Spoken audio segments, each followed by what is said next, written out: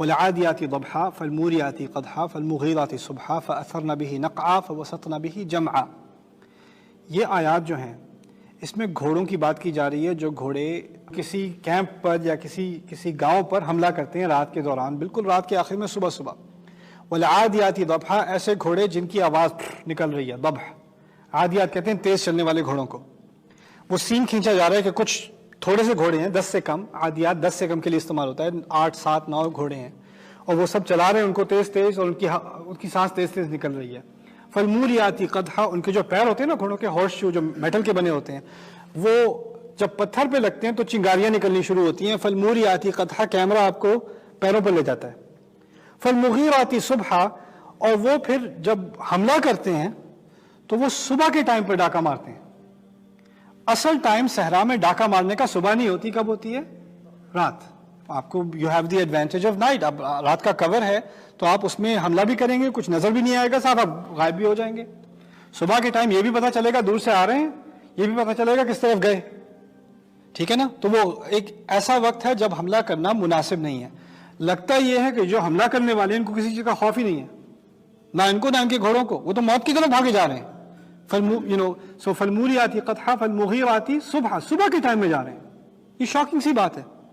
فأثرن به نقعا، آپ کو پتا ہوگا صبح کے ٹائم جو ریت ہوتی ہے نا، اور جو زمین ہوتی ہے اس میں ایک ذرا سا موئسچر ہوتا ہے، اس میں ایسی دھول نہیں ہوتی جو اٹھے، لیکن گھوڑے اس تیزی سے چل رہے ہیں کہ اس کے نر ہونے کے باوجود وہ مٹی اٹھی چلے جا رہی ہے۔ نقعا یعنی مٹی کے غبار اٹھ رہے ہیں ان کے چلنے کی وجہ سے۔ اب کیمرہ آپ کو دکھا رہا ہے کہ وہ اس طرف سے آ رہے ہیں، ان کے پیچھے سے ایک غبار سا اٹھ رہا ہے، بادل سے اٹھ رہے ہیں، clouds of dust, right؟ فَأَثَرْنَ بِهِ نَقْعًا فَوَسَطْنَ بِهِ جَمْعًا، اور پھر یہ گھوڑے دشمن کے رینکس میں، دشمن کے کیا ہوتا ہے، وہ اپنے اسپیئر لے کے کھڑے ہوئے ہیں آگے سے مقابلہ کرنے کے لیے، اور ان کی بھی مختلف قطاریں ہیں، روز ہیں ان کی۔ قرآن کہتا ہے فَوَسَطْنَ بِهِ جَمْعًا، اب یہ حملہ کرنے والے درمیان تک گھس گئے۔ اب کہا کہ جب کہا کہ درمیان میں گھس گئے، اس کا مطلب یہ ہے کہ سارے کے سارے گھوڑے ایک ہی جگہ درمیان میں گھسے، اور ان کے چاروں طرف کیا ہے؟ دشمن، چاروں طرف دشمن ہے۔ اب مجھے یہ بات سمجھنے کی ضرورت ہے کہ ان آیات میں، یہ قرآن کی آیات ہیں، ان میں نہ نبی کی بات، نہ آخرت کی بات، نہ حلال اور حرام کی بات، ان میں بات کیا کی جا رہی ہے؟ گھوڑوں کی، جنگ کی، basically an action movie. This is an action movie. اگر یہ کوئی مووی ہوتی آج کے دور میں جس کے اوپننگ سین میں، ٹریلر میں گھوڑے جا رہے ہیں، آگے سے سولجر جا رہے ہیں، اور اوپر سے ایریل ویو میں دکھایا کہ وہ اندر تک گھس گئے، اور جیسے ہی اندر تک گھسے ٹریلر بند، بلیک سکرین، کمنگ سون، ایسا ہی ہوتا ہے نا؟ جب یہاں تک بات پہنچی ہے قرآن میں، اس کو آپ انٹرٹینمنٹ ہی کہیں گے نا؟ ابھی تک تو انٹرٹیننگ ہی ہے۔ اور عربوں کو کیا، ایک تو ان کو شعر و شاعری سے کا شوق ہے، دوسری طرف گھوڑوں سے ان کو بڑا لگاؤ ہے، پھر جنگ کی بات بہت کرتے ہیں۔ اب اس میں شاعرانہ کلام بھی ہے، والعادیات ضبحا فالموریات قدحا فالمغیرات صبحا فأثرن به نقعا فوسطن به جمعا، اوہ ہو ہو۔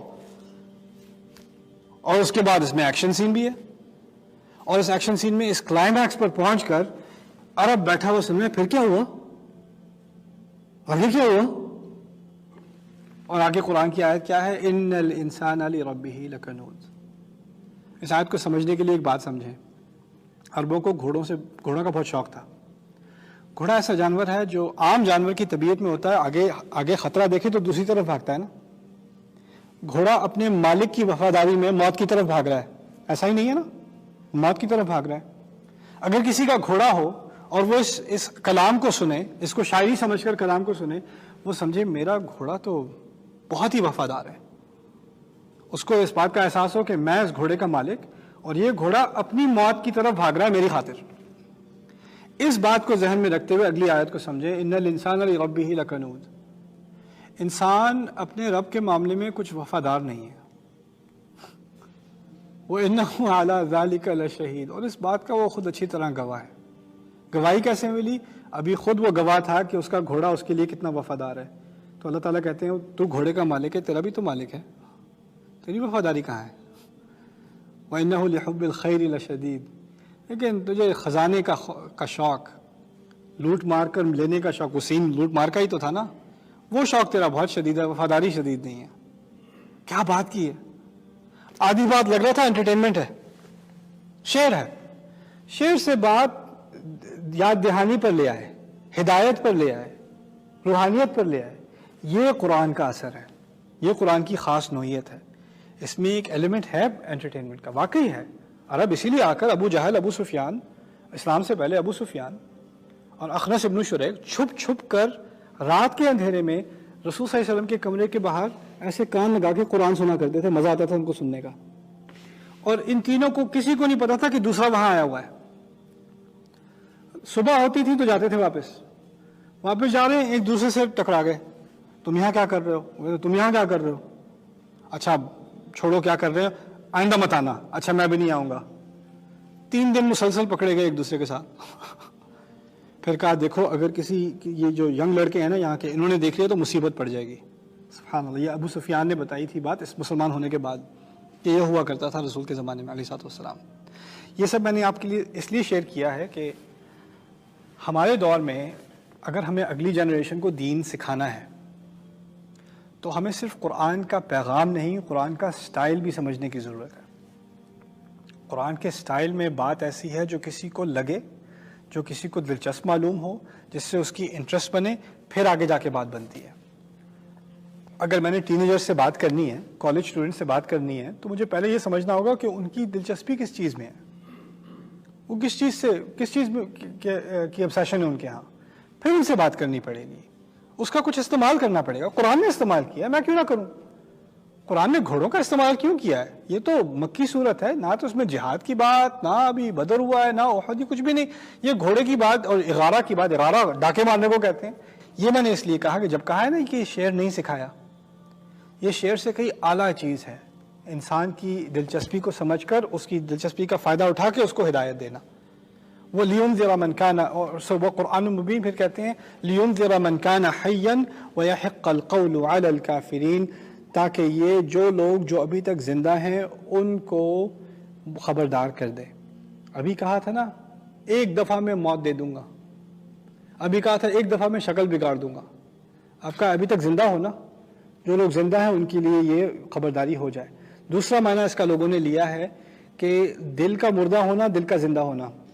جو لوگ ابھی دل کے زندہ ہیں ان کو اس خبرداری کا فائدہ ہوگا. باقی لوگ ہیں انذرتہم ام لم تنذرہم لا یؤمنون، ان کو آپ خبردار کریں نہ کریں انہوں نے تو ایمان نہیں لانا، انہوں نے تو بات نہیں ماننی. لیکن کچھ لوگ ہیں جن کے دل ابھی تک زندہ ہیں، جن کا احساس ضمیر ابھی تک زندہ ہے، ان کے لیے آپ یہ بات کیے جائیے لِيُنذِرَ مَنْ كَانَ حَيًّا وَيَحِقَّ الْقَوْلُ عَلَى الْكَافِرِينَ. اور ایسا بھی ہو جائے کہ یہ اللہ تعالیٰ کا لفظ، یعنی اللہ تعالیٰ کا فیصلہ، قول یہاں فیصلے کے معنی میں ہے، اللہ تعالیٰ کا فیصلہ لوگوں پر، ان کافروں پر پورا ہو جائے. یعنی یہ اس کے مستحق ہو جائیں کہ یہ واقعی کافر ہیں، ان پر عذاب ہونا چاہیے. آپ قرآن پڑھتے جائیے، اس کو یہ ڈسمس کرتے رہیں تو کرتے رہیں، آپ اس کی فکر نہ کریں. آپ کا کام ہے آگے بات پہنچانا. پھر اللہ تعالیٰ کی طرف سے ہی فیصلہ آئے گا کہ یہ لوگوں نے اتنا سن لیا ہے اور اس کے بعد جان بوجھ کے انہوں نے اس کو ریجیکٹ کیا ہے. اب یہ ان کا معاملہ اللہ کے ہاتھ میں ہے. ان آیات کا مطالعہ ہمارے لیے بہت ضروری ہے، نہ صرف یہ سمجھنے کے لیے کہ نبی کو کیا مشن دیا گیا تھا، یہ بھی سمجھنے کے لیے کہ ان آیات کا غلط استعمال آج کیسے کیا جاتا ہے. ان آیات کا غلط استعمال یہ ہے کہ دیکھو میں نے تو اپنی فیملی کو بلایا تھا، اپنے دوست کو بلایا تھا، اس کو میں نے پورا درس قرآن بھی دیا اور پھر بھی وہ میری بات نہیں مانے. اب کیا کہہ سکتے ہیں، یحق القول علی الکافرین، ان پر تو بات واضح ہو چکی ہے، اب حجت تو ان پہ قائم ہو گئی ہے. وما علینا الا البلاغ، ہمارا تو کام تھا بس آگے بات پہنچا دینا، ہم نے پہنچا دی، اب تو حجت قائم ہو گئی، اب وہ جانے اللہ جانے. یہ بالکل سراسر غلط ہے. یہ آیات اور یہ حجت قائم ہوتی ہے نبی کے ذریعے. عام لوگ ایک دوسرے کو نصیحت کر سکتے ہیں، ایک دوسرے پر حجت قائم نہیں کر سکتے. حجت قائم کرنا نبی کا کام ہے، اسی لیے کہا گیا ہے آپ اپنا کام کیجئے، اس کے بعد میں دیکھ لوں گا. وَيَحِقَّ الْقَوْلُ عَلَى الْكَافِرِينَ.